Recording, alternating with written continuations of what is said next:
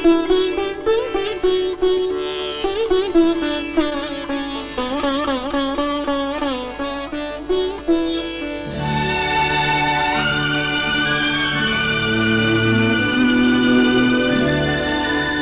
छुपा रहे सुदामा?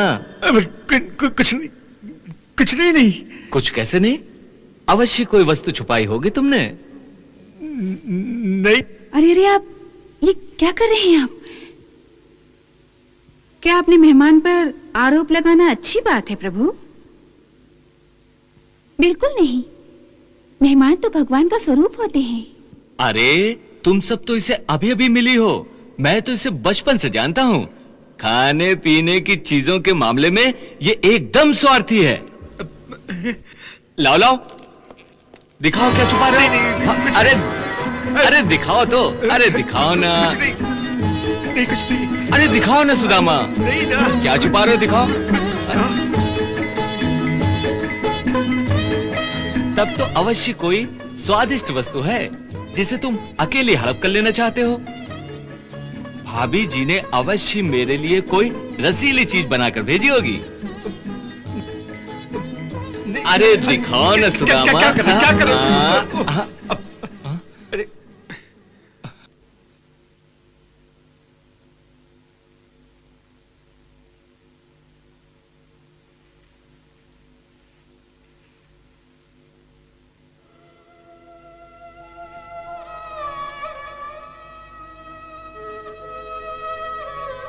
भाभी जी ने ये भेंट मेरे लिए भेजी है ना?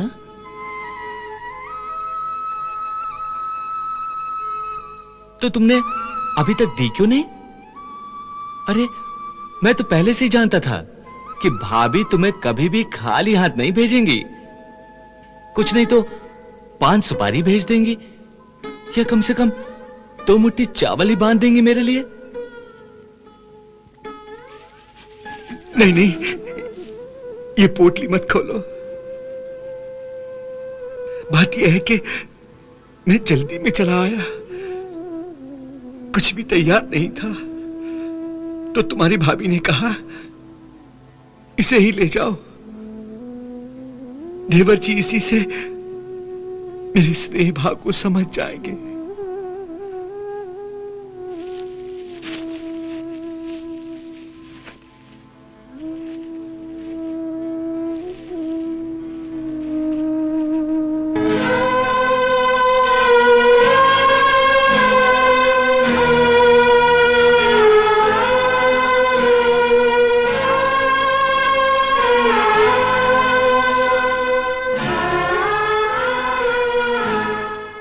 अमृत लाए हो मेरे लिए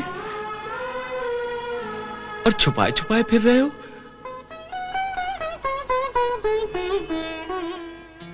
वाह वाह वाह,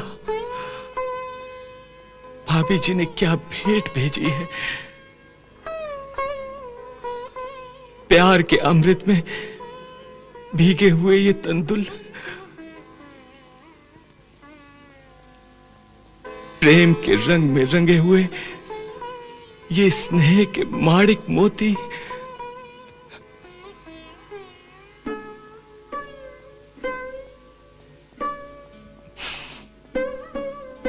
स्नेह भावनाओं से सुगंधित ये अनमोल रतन,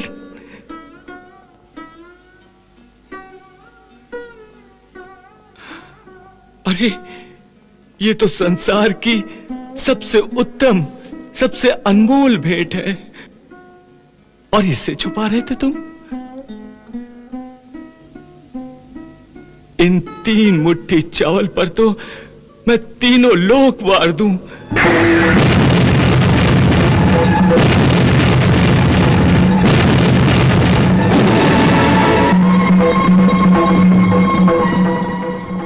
हाँ सुदामा, तीनों लोक वार दूं।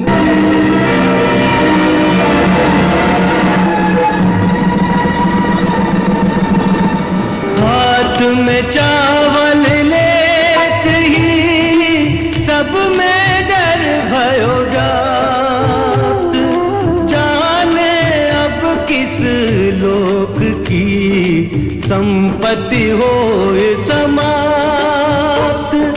सब में गर्भ व्याप्त।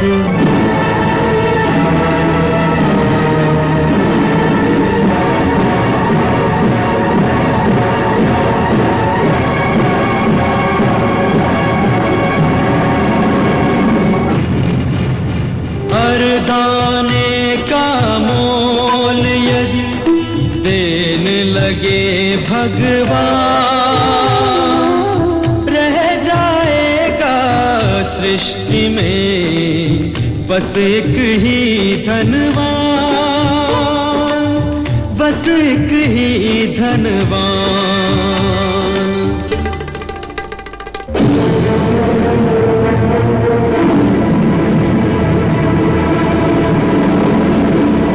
प्रेम के भूखे प्रेम के तंदुल प्रेम के भाव से खाने लगे हैं।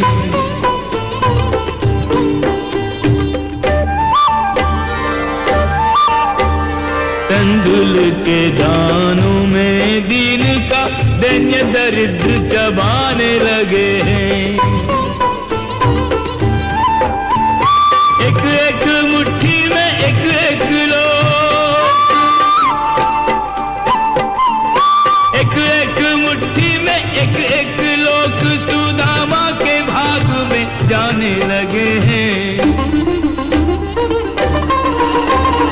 एक एक मुट्ठी में एक एक लोग सुदामा के भाग में जाने लगे हैं। त्रिभुवन पति की देख उदारता तीनों भवन थर्राने लगे हैं। त्रिभुवन पति की देख उदारता तीनों भवन थर्राने लगे हैं।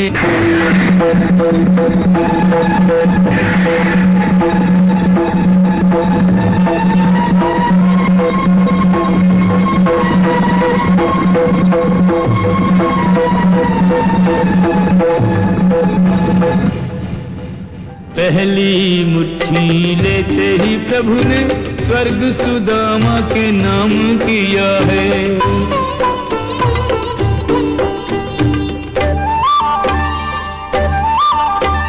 दूसरी मुट्ठी में पृथ्वी लोक का वैभव विप्र को सौंप दिया है। तीसरी मुट्ठी में देने लगे,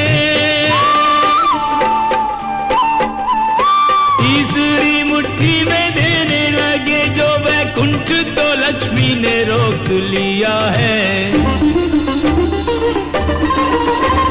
तीसरी मुट्ठी में देने लगे जो वैकुंठ तो लक्ष्मी ने रोक लिया है। अपना निवास भी दान में दे रहा, कैसा दानी ये मेरा पिया है। अपना निवास भी दान में दे रहा, कैसा दानी ये मेरा पिया है।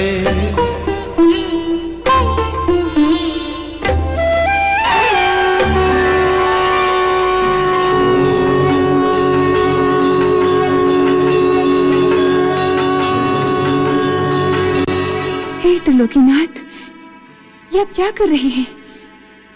पहली मुट्ठी में आपने सुदामा को स्वर्गलोक दे दिया, दूसरी मुट्ठी में आपने सारा पृथ्वीलोक दे दिया, अब तीसरी मुट्ठी खाकर अपना वैकुंठ लोक भी दान में दे देना चाहते हैं आप। सुदामा के आधे चावल को भूल गई देवी, जो उसने हमें अर्पित किया था? आधे चावल का मोल चुकाने के लिए आप तीनों लोग दान में दे देंगे प्रभु। ये कैसा हिसाब है आपका? सीधा सा हिसाब है। वो आधा चावल उस समय सुदामा की कुल पूंजी थी, जो उसने स्वयं भूखा रहकर हमें अर्पित किया था। अर्थात जब उसने अपनी कुल पूंजी अर्पित कर दी, तो उसके बदले हमको भी अपनी सारी संपदा सुदामा को भेंट कर देनी चाहिए, तभी तो हिसाब बराबर होगा। हे त्रिलोकीनाथ, अब 3 मुट्ठी चावल खाकर तीनों लोग दान में दे देना चाहते हैं। इस तरह तो आप सुदामा की तरह भिक्षुक बन जाएंगे और सुदामा त्रिलोकीनाथ बन जाएंगे। तभी तो मित्रता का हिसाब बराबर होगा।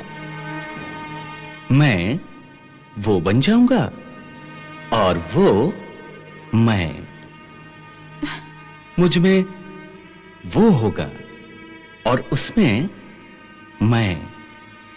फिर दोनों में कोई अंतर नहीं रहेगा, दोनों बराबर हो जाएंगे।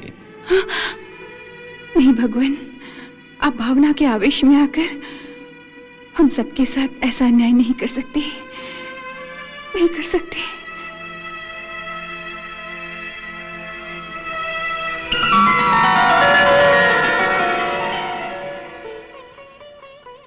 ये तो बहुत अन्याय है प्रभु। आप अकेले ही भाभी के दिए हुए तंदुल खाए जा रहे हैं। अरे हमारा भी तो कोई हक बनता है इस अमृत में। लाइए, हमें दीजिए। अरे अरे अरे, अरे। हाँ, लो खाओ।